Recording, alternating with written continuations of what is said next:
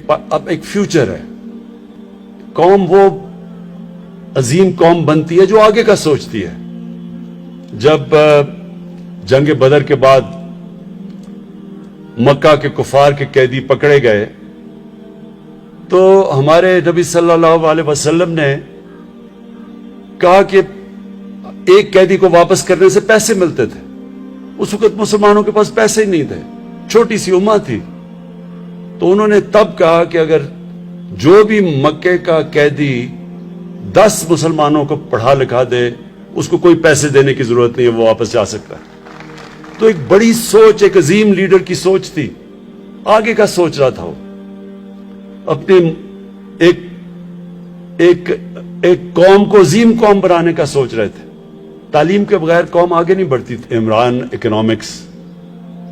وہ اکنامکس عمران خان نے اکنامکس نہیں بنائی, وہ ہمارے نبی صلی اللہ علیہ وسلم نے مدینہ کی ریاست میں بنائی تھی.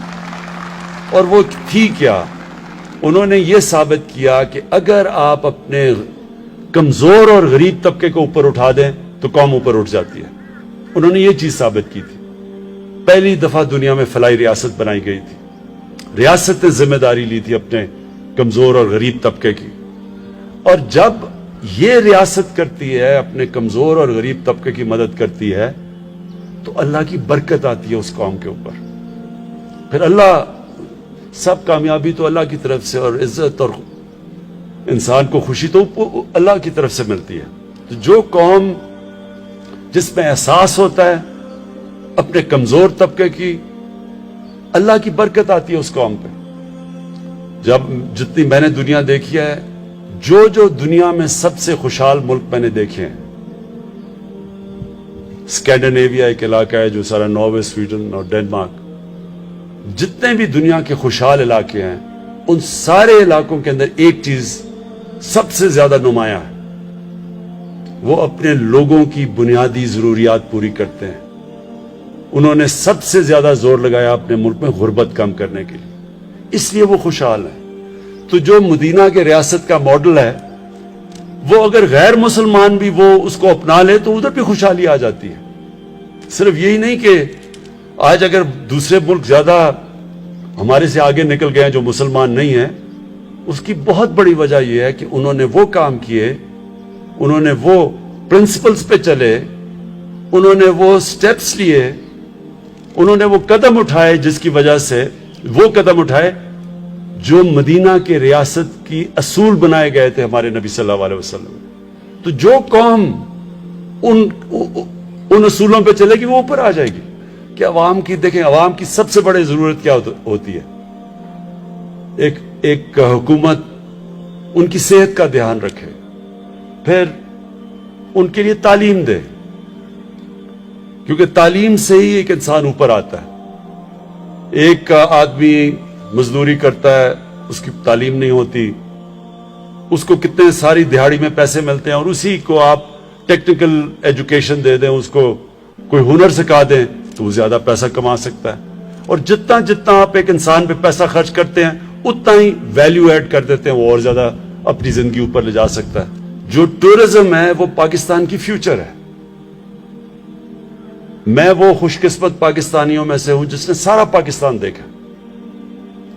تقریباً سارے علاقوں میں جا چکا ہوں, قبائلی علاقے سے سارے پہاڑی علاقے, سارا سندھ, پنجاب, بلوچستان کے کئی علاقوں میں نہیں گیا, لیکن وہ اتنا بڑا علاقہ ہے. لیکن بلوچستان بھی کافی میں نے دیکھا ہوا ہے. دنیا بھی میں نے دیکھی ہوئی ہے. میں آپ کو یقین دلاتا ہوں کہ جو اللہ نے نعمتیں ہمارے ملک کو بخشی ہیں ہمیں نہیں پتا, اس لیے ہم ناشکری کر جاتے ہیں.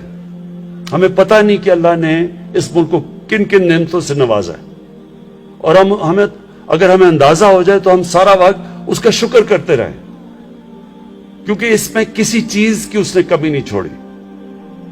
جو پاکستان کے اندر جس طرح کی مختلف ٹورزم ہے, وہ اگر صرف ہم ٹورزم کے اوپر زور لگا دیں تو ہم ٹورزم سے اتنا پیسہ کما سکتے ہیں کہ جتنی بھی آج ہماری ایکسپورٹس اور ریمیٹنسز ملا کے اس سے زیادہ ٹورزم سے پیسہ کما سکتے ہیں. ہم ٹورزم سے ہی اپنے قرضے واپس کر سکتے ہیں. یہ اتنا زیادہ اللہ نے اس ملک کو ٹورزم میں دیا. لیکن ہم نے کیا ہے, सिर्फ टूरिज्म करवा के आके मरी में आके बस यहाँ रुक जाती थी हमारी टूरिज्म। वो मरी की इतनी ज्यादा आबादी, मैं जब यहाँ बचपन में आया करता था, वो मरी क्या था और आज ये मरी क्या बन गया, क्योंकि इसके अलावा कोई और टूरिज्म स्पॉट्स डेवलप ही नहीं किया। तो अब ये पाकिस्तान बदलने वाला है, ये सारे इलाके अब डेवलप होंगे, क्योंकि हमारी जो टूरिज्म है वो पिछले 4-5 साल में हर साल दुगनी हो रही है टूरिज्म।